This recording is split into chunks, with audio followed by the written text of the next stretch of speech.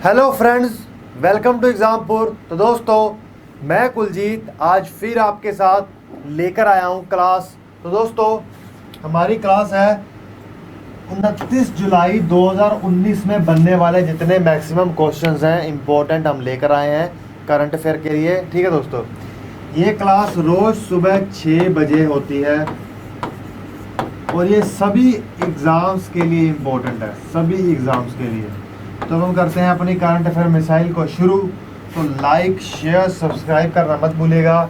जो इसका PDF link है आपको सब्सक्रिप्शन में मिल जाएगा। ठीक है दोस्तों, और हमारी ऐप को डाउनलोड करना मत भूलिएगा और आपके सपोर्ट के बिना हम ज़ीरो है, यह भी मत भूलिएगा। ठीक है दोस्तों, तो अभी इसी के चलते आता है क्वेश्चन ऑफ द डे।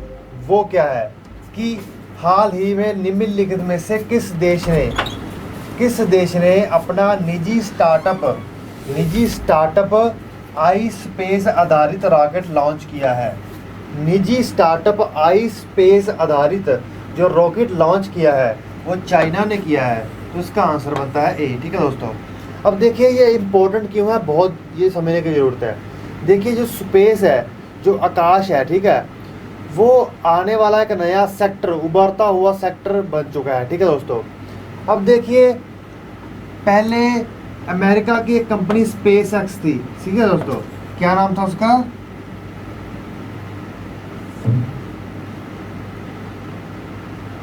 उसका नाम था स्पेस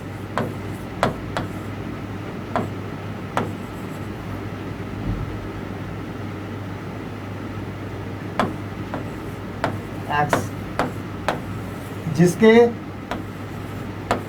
एलन मस्क करता धरता है। ठीक है दोस्तों, उनका नाम क्या है?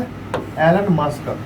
ठीक है दोस्तों, अब देखिए जो ये स्पेस एक्स है, ये एक अमेरिका के पास नासा तो है, लेकिन अब ये एक प्राइवेट स्पेस के लिए कंपनी है, प्राइवेट, जो रॉकेट लॉन्च करेगी। इन्होंने रीयूजेबल रॉकेट बना लिया है, मतलब कि रॉकेट लॉन्च होने के बाद आकाश में सैटेलाइट को छोड़ देने के बाद या कोई ऑब्जेक्ट ले जाकर छोड़ देने के बाद वो दोबारा आकर लैंडिंग करेगा और उसको दोबारा यूज़ किया जा सकता है। ठीक है दोस्तों, अब देखिए उसी पर आधारित, मतलब कि अब एक कंपनी है चाइना की जिसका नाम क्या है? आई स्पेस। ठीक है दोस्तों, क्या नाम है? आई स्पेस, ये लिखा, आई स्पेस इसका नाम है। ये कंपनी चाइना बेस्ड है, इसने भी अपना प्राइवेट रॉकेट लॉन्च किया है। तो इसका आंसर होता है ए। ठीक है दोस्तों, अब देखिए ऐसी क्या उनसी दौड़ मच गई है कि सभी देश अपनी प्राइवेट कंपनियां एक तरह की लॉन्च कर रहे हैं। तो दोस्तों, मैं बात कर रहा था कि ऐसी क्या ज़रूरत आन पड़ी कंपनियों को। मैंने जैसे बता दिया कि स्पेस सेक्टर आने वाला नया उभरता हुआ सितारा बनता जा रहा है। ठीक है दोस्तों, ये देखिए जो रॉकेट उन्होंने लॉन्च किया था। तो अब चलते हैं आगे। अब आपके सामने आता है पहला क्वेश्चन। वो क्या है कि पांचवें धर्म दम्म सम्मेलन का आयोजन निम्नलिखित में से किस राज्य में हुआ? देखना, ये बहुत इंपॉर्टेंट है। पांचवें धर्म दम्म सम्मेलन का आयोजन किस राज्य में हुआ? तो पांचवें धर्म दम्म सम्मेलन का आयोजन बिहार में हुआ। तो इसका आंसर बनता है ए, बिहार के राजगीर में। किसमें? राजगीर में। ठीक है दोस्तों, अब इसकी थोड़ी सी डिटेल समझना जरूरी है। अब देखिए जो ये पांचवा धर्मवीर है, ठीक है दोस्तों, ये इंटरनेशनल कन्वेंशन सेंटर पे होगा। ठीक है दोस्तों, और ये 27 से 28 जुलाई 2019 के बीच में किया जाएगा। कहाँ पर? बिहार में। अब जो ये कॉन्फ्रेंस है, इसमें चीफ गेस्ट कौन होंगे?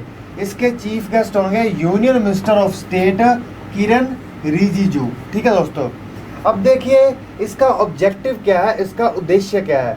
इसका उद्देश्य ये होता है कि दुनिया में प्रचलित आतंक, हिंसा और ग्लोबल वार्मिंग के बारे में लोगों को संबोधित करना है, इसके बारे में लोगों को बताना है। ठीक है दोस्तों, ये 2 दिवसीय सम्मेलन होता है जिसके ऊपर सत्य चिंतन, आनंद और निर्वाण धर्म परंपरा के विषयों पर भी संबोधन करता है। देखिए निर्वाण संपदा जो बौद्ध धर्म से बहुत महत्वपूर्ण है। निर्वाण का मतलब क्या होता है? देखिए जो बुद्ध थे, जो भगवान बुद्ध थे वो निर्वाण को प्राप्त किया था, और जब उनकी मृत्यु हुई थी तो वो परिनिर्वाण को प्राप्त किया था उन्होंने। ठीक है दोस्तों, जब वो मतलब परम ब्रह्म का ज्ञान हो गया था, जब उन्होंने पूरी दुनिया का ज्ञान हो गया, वो तपस्या कर रहे थे। ठीक है दोस्तों, तो तब उन्हें कहा गया था कि उन्हें निर्वाण मिल गया है। जब वो इस दुनिया को छोड़ के जा चुके हैं तब क्या है, परिनिर्वाण मिल गया है। ठीक है दोस्तों, तो ये इसका एक इम्पोर्टेंट कंसेप्ट है। अब देखिए, जो ये 5वां धर्मध्वज सम्मेलन है, ये आयोजित किसके द्वारा किया जाएगा? ये नालंदा विश्वविद्यालय, नई दिल्ली के centre for studies of regional and societal, ठीक है, इसके द्वारा, और इंडिया फाउंडेशन के द्वारा, इनके द्वारा मिलकर ये आयोजित किया जा रहा है। ठीक है दोस्तों, तो भूलना नहीं है। अब दोस्तों, जो बिहार की बात आती है, तो बिहार की जो राजधानी है वो पटना है, वहाँ के जो मुख्यमंत्री हैं नीतीश कुमार हैं। ठीक है दोस्तों, अब दुनिया के नक्शे में बिहार कहाँ पर है ये देख लें। ये देखिए,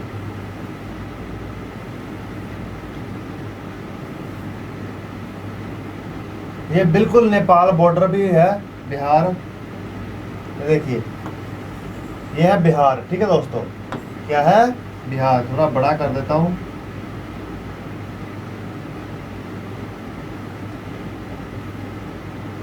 ये देखिए दोस्तों, ये क्या है? बिहार।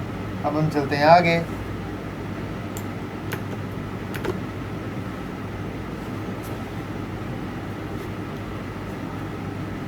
दोस्तों थोड़ा एडजस्ट कर लेना, थोड़ी सी प्रॉब्लम आ रही है इसलिए आगे जाकर बार बार बदलना पड़ रहा है।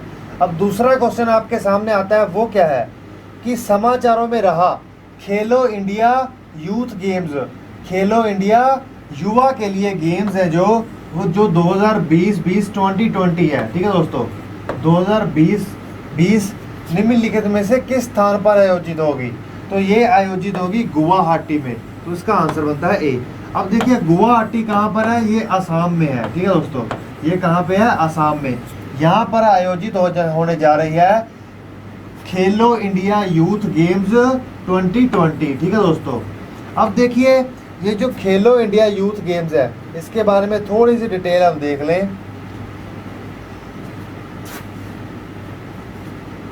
अब ये देखिए, जो खेलो इंडिया यूथ गेम्स है, ये किसके द्वारा करवाई जा रही है? तो ये खेलो इंडिया यूथ गेम्स है, ये करवाई जा रही है इंडियन ओलंपिक एसोसिएशन द्वारा, school games federation of India द्वारा और असम द्वारा। ये तीनों मिलकर इसको होस्ट कर रहे हैं। कौन कौन? असम कर रहा है host, school games federation of India कर रहा है होस्ट, और इंडियन ओलंपिक एसोसिएशन, ये तीनों एक साथ मिलकर इसको होस्ट कर रहे हैं। अब दोस्तों, जो एडिशन होने जा रहा है खेलो इंडिया यूथ गेम्स का, ये तीसरा एडिशन है। इससे पहले 2 हो चुके हैं। जो पहला हुआ था वो न्यू दिल्ली में हुआ था 2018 में, जो दूसरा हुआ था वो पूना में हुआ था 2019 में। अब 2020 में तीसरा होने जा रहा है गुवाहाटी में। ठीक है दोस्तों, ये मैंने आपको बता ही दिया है। अब देखिए, जो ये KIG है, इसका पहला नाम क्या है? ये खेलो इंडिया स्कूल गेम्स था। ठीक है दोस्तों, अब इसका जो ध्यान है, इसको एक और नाम से भी जाना जाता है, प्ले इंडिया यूथ गेम्स के नाम से। ठीक है दोस्तों, ये हर साल जनवरी या फरवरी के मंथ में होता है। ठीक है, ये नेशनल लेवल पर होने वाला है, जिसमें अंडर 17, ठीक है दोस्तों, अंडर 17, अंडर 17 और अंडर 21 अंडर 17 में स्कूल के बच्चे होते हैं, अंडर 21 में कॉलेज के बच्चे होते हैं, इसमें भाग लेते हैं। ठीक है दोस्तों, तो हम चलते हैं आगे।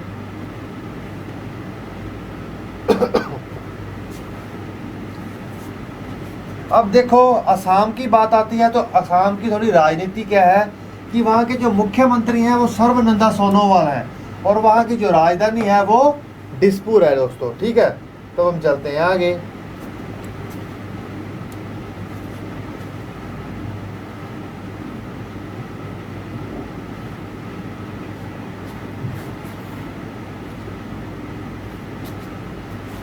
अब दोस्तों, आपके सामने आता है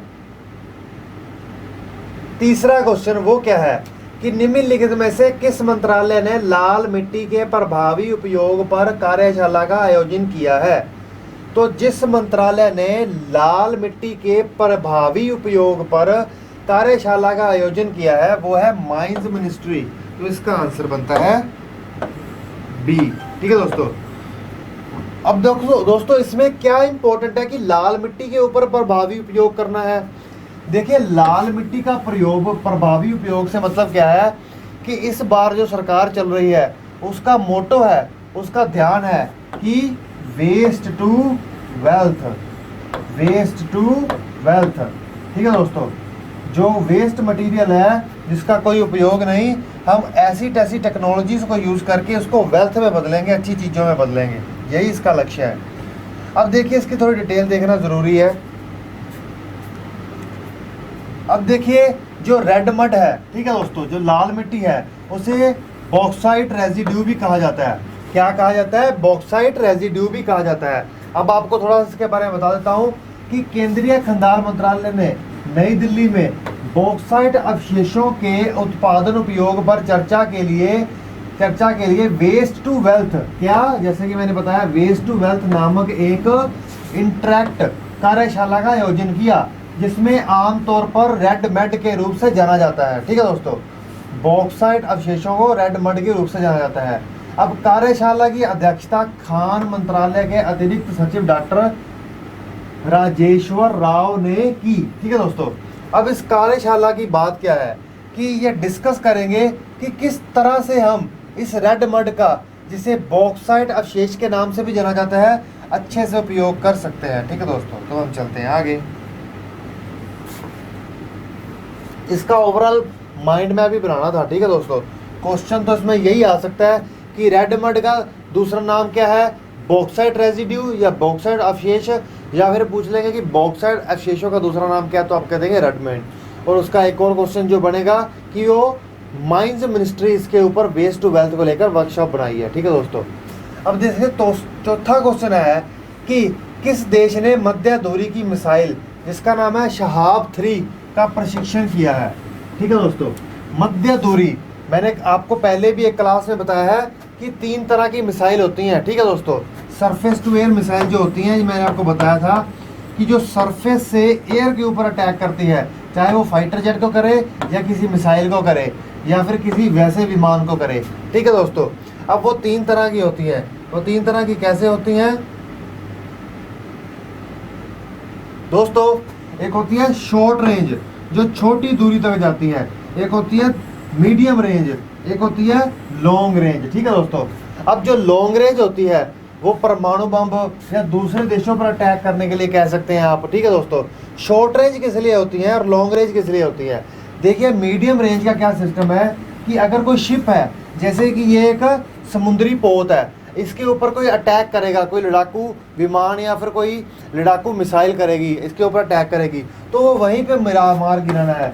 और ये जो शहाब मिसाइल है ये एक मीडियम दूरी की, जैसे कि मैंने बताया, ये लॉन्ग मिसाइल है, ये मीडियम मिसाइल है, ये शॉर्ट मिसाइल है, मीडियम दूरी की। ठीक है दोस्तों, जो मध्य दूरी की मिसाइल है, ठीक है, जिसका नाम है शहाब 3, ये ईरान द्वारा टेस्ट की गई है। तो इसका आंसर बनता है ए। देखिए ये जानबूझकर टेस्ट की गई है अमेरिका को दिखाने के लिए। ठीक है दोस्तों, कि हमारे पास भी टेक्नोलॉजी कम नहीं है। अब ईरान की बात आती है तो ईरान को देख लें कि ये कहाँ पर है।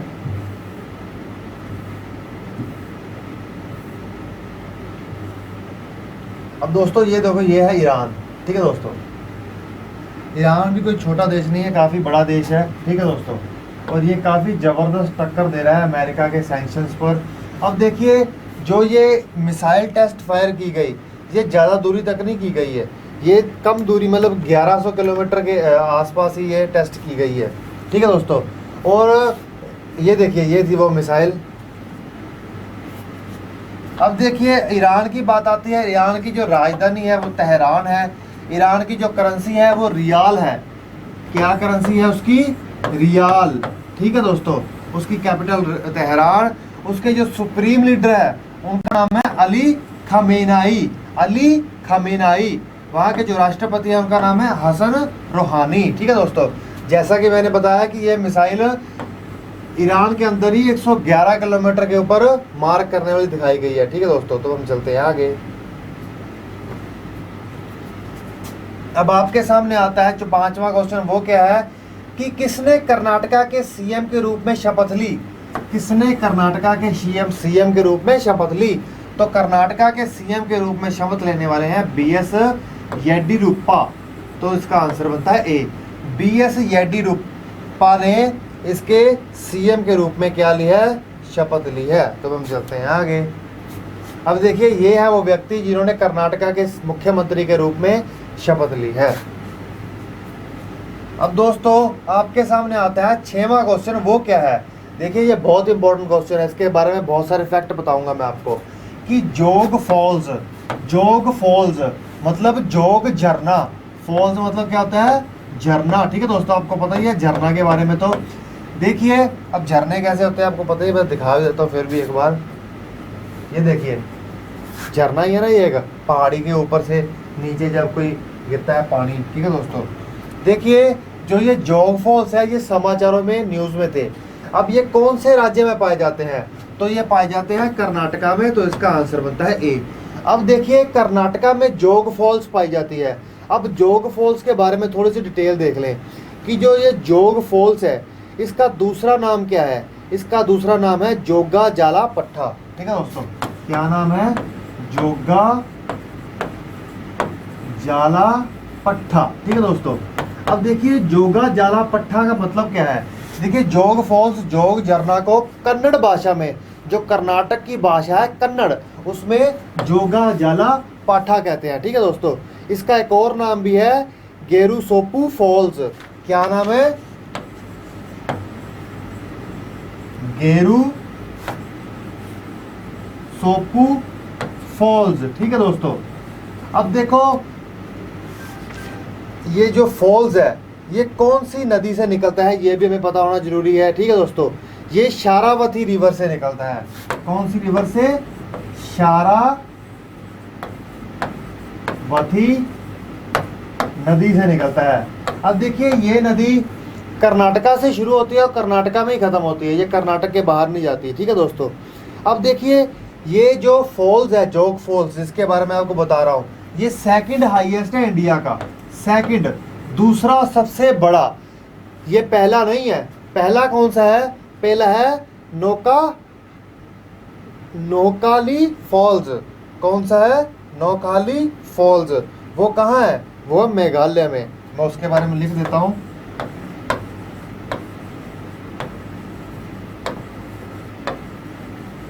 ये पहला सबसे बड़ा झरना है इंडिया का। ये कहाँ है? मेघालय में है। कहाँ है? मेघालय में।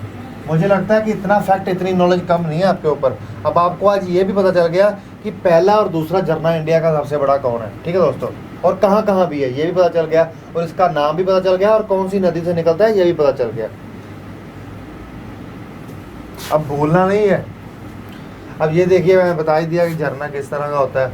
अब दोस्तों सातवां क्वेश्चन आपके सामने आता है कि निम्नलिखित में से कौन से व्यक्ति भारतीय सेना के नए डीजीएमओ बने हैं? डीजीएमओ, ठीक है दोस्तों, ओ है ये। नए डीजीएमओ कौन बने हैं भारतीय सेना के? तो भारतीय सेना के नए डीजीएमओ बने हैं lieutenant general Paramjit Singh. Lieutenant general Paramjit Singh बने हैं नए डीजीएमओ किसके? मिलिट्री के। अब ये क्यों इंपॉर्टेंट होता है? क्योंकि समाचारों में मिलिट्री रहती है जम्मू कश्मीर के कारण। तो ये है वो व्यक्ति।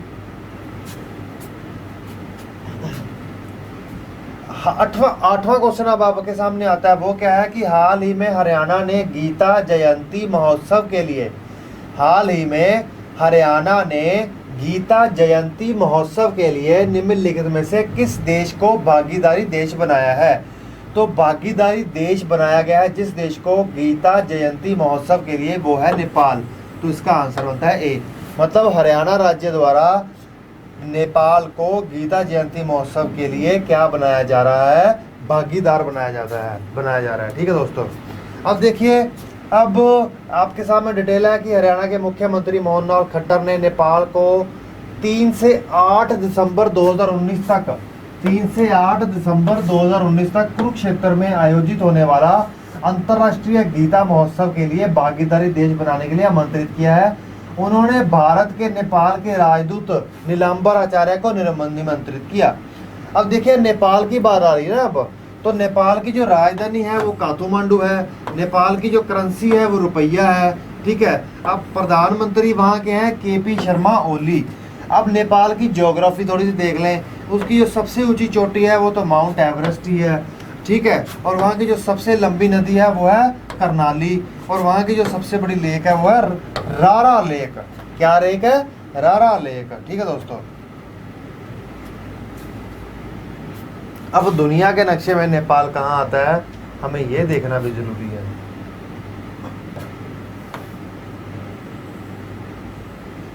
ये है नेपाल देश, ठीक है, जिसकी मैंने बताया राजधानी क्या है, काठमांडू।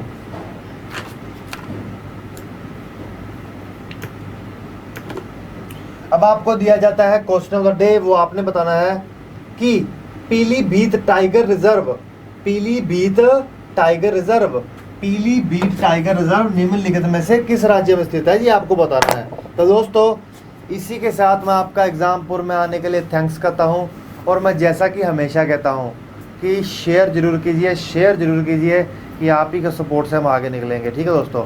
अब देखना कि जितना कोई मेरे जितने दिन जिस दिन से मैंने क्लास करवानी शुरू की है और आज तक का मेरा करंट किसी दूसरी क्लास से कंपेयर कर लेना, कंटेंट में ज़्यादा ही होगा।